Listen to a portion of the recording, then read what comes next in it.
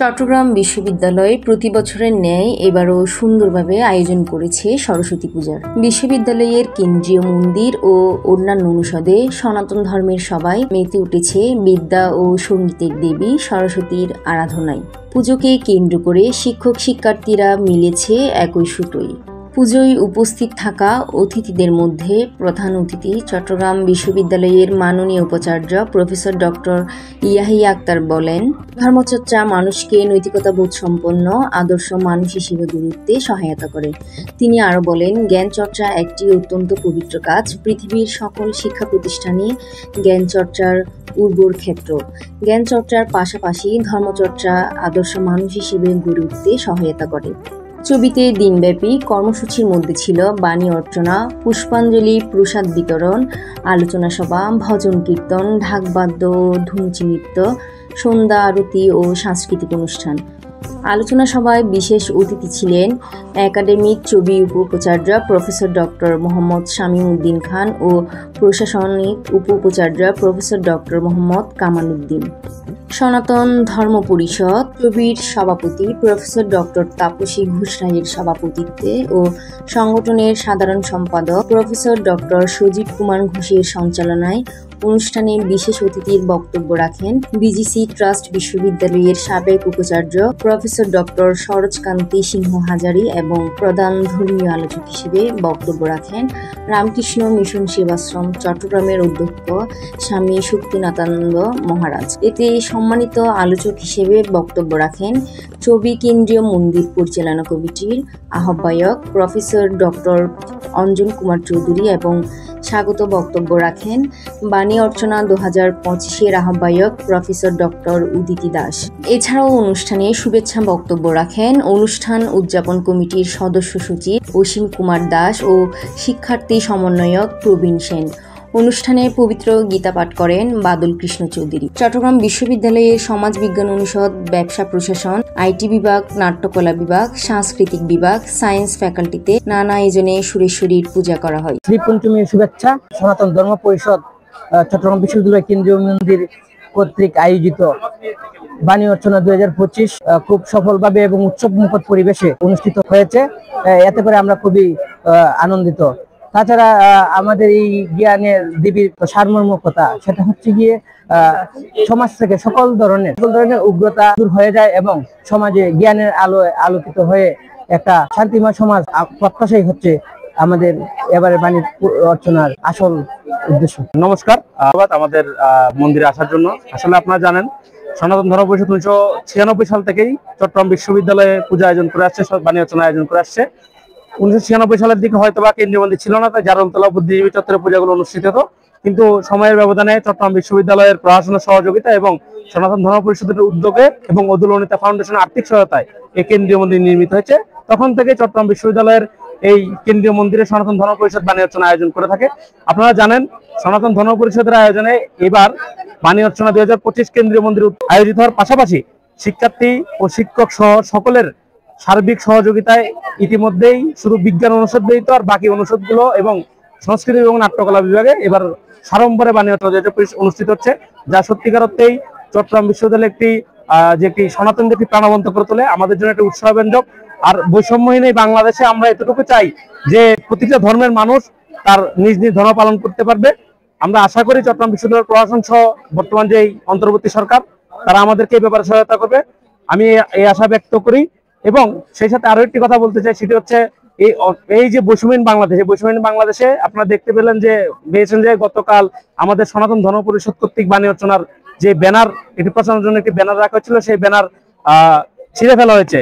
কে বা কারা ছিঁড়েছে আমরা জানি না, কিন্তু প্রক্টর থেকে শুরু করে পুলিশ প্রশাসন এবং চট্টগ্রাম বিশ্ববিদ্যালয় প্রশাসনের সকলে আমাদেরকে সার্বিকভাবে সহযোগিতা করেছে এবং দোষীদেরকে শনাক্ত করার সর্বোচ্চ চেষ্টা তারা করেছেন, কিন্তু তা সিসিটিভির রেঞ্জের ভিতরে না থাকাতে তারা তা করতে পারেনি। তবু আমরা চট্টগ্রাম বিশ্ববিদ্যালয় প্রশাসনের কাছে দাবি রাখবো যে যাতে করে তারা অন্তপক্ষে যদি পারে দায়ীকে শনাক্ত করে তাকে যাতে দৃষ্টান্তমূলক শাস্তির আওতায় আনে, সেটা আমরা কামনা করে এবং সেই সাথে চট্টগ্রাম বিশ্ববিদ্যালয় প্রশাসনকে বলতে চাই যাতে করে তারা যাতে আমাদেরকে সহযোগিতা করে, এইরকম যে সহযোগিতা এখনো করছে সেই সহযোগিতা যাতে অব্যাহত রাখে, যাতে করে আমরা চট্টগ্রাম বিশ্ববিদ্যালয়কে অসাম্প্রদায়িকতার একটি রোল মডেল হিসেবে পরিণত করতে পারি।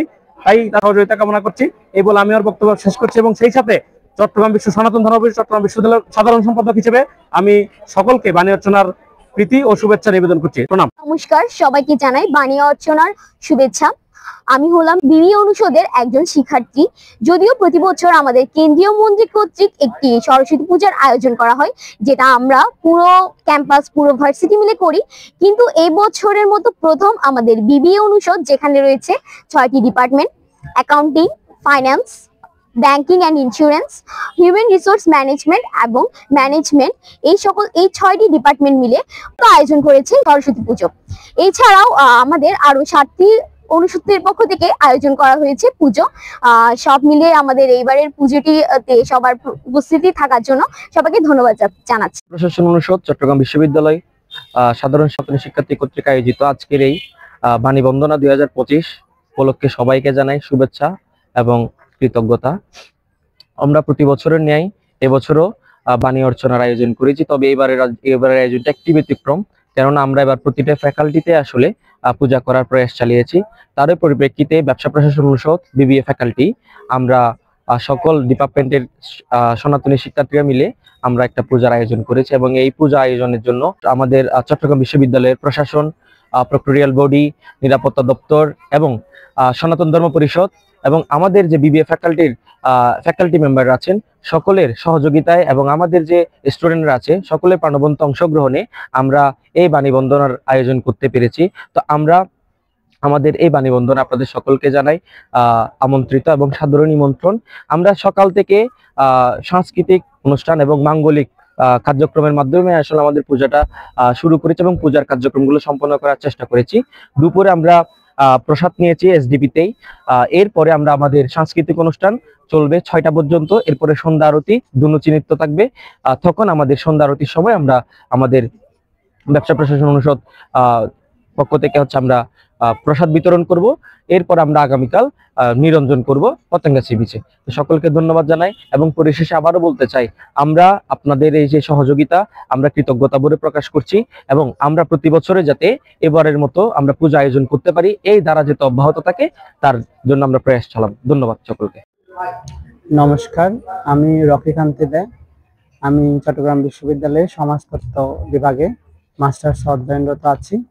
আমরা এই বছরই আমাদের ফ্যাকাল্টি থেকে প্রতিটি ডিপার্টমেন্ট মিলে একটা অনুষ্ঠানের আয়োজন করছি, যেটা হচ্ছে বলতে গেলে আমাদের জন্য প্রথম একটা চ্যালেঞ্জ, এবং অনেক নতুন প্রতিকূলতা, অনেক অভিজ্ঞতার সম্মুখীন হয়েছি, এবং শুরু থেকে শেষ পর্যন্ত মা সরস্বতীর কৃপায় আমাদের পুরো অনুষ্ঠান খুব ভালো মতো কাটছে। আশা করি বাকি পর্বগুলো ভালো মতো শেষ করতে পারবো।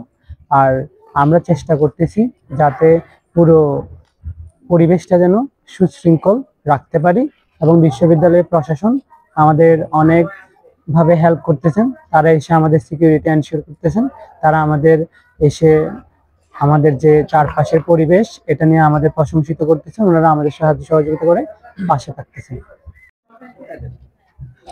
2025 সালে সমাজ বিজ্ঞান অনুষদে বাণী অর্চনা পরিষদে এটা হচ্ছে আমাদের প্রথম পুজো। সকলকে শুভেচ্ছা জানাচ্ছি সরস্বতী পুজোর। আর যেহেতু এটা আমাদের প্রথম পুজো, আমরা সবাই খুব বেশি আনন্দিত। আর আপনারা সকলে আশীর্বাদ করবেন যেন আমরা পরবর্তী বছরগুলো আরো সুন্দর সুন্দর করে আমাদের পুজোর আয়োজনগুলো করতে পারি। সকলকে ধন্যবাদ, ভালো থাকবেন, সুস্থ থাকবেন। নমস্কার, চট্টগ্রাম বিশ্ববিদ্যালয়ের প্রকৌশল অনুষদের পক্ষ থেকে সকল শিক্ষক, কর্মকর্তা, কর্মচারী ও ছাত্র শিক্ষকের সকলের অংশগ্রহণে আজকের এই বাণী অর্চনা আয়োজন করেছি। আমরা খুব অল্প সময়ের প্রচেষ্টায় আজকের এই আয়োজন। আজকের এই আয়োজনের আমাদের মূল লক্ষ্যই ছিল শিক্ষার্থী, ছাত্র, শিক্ষক সকলের মধ্যে ভ্রাতৃত্ববোধ, সকলের মধ্যে শিক্ষার আদান প্রদান থেকে শুরু করে জ্ঞানের যে চর্চা, সেই চর্চাটাকে আরো বৃদ্ধি করা। আমি বিশ্বাস করি মায়ের আশীর্বাদে আমরা আগামীতে আরো আমাদের এই বন্ধনটাকে দৃঢ় করতে পারবো, ছাত্র শিক্ষকের বন্ধন দৃঢ় করতে পারবো। একই সাথে আমরা জ্ঞানের চর্চার দিকে আরো এক ধাপ এগিয়ে যেতে পারবো। আশীর্বাদ ব্যক্ত করে আমি জাস্ট এতটুকুই বলতে চাই যে আমরা এই পূজার মাধ্যমে সকলের যে অংশগ্রহণ, এই অংশগ্রহণটা আগামীতে আরো বৃদ্ধি পাবে। মিঠুদের নির্দেশনায় সঞ্জয় দত্ত ও সুমন দাসের তথ্যচিত্রে পিন্নু বিশ্বাস, নিউজ ডেস্ক, চ্যানেল।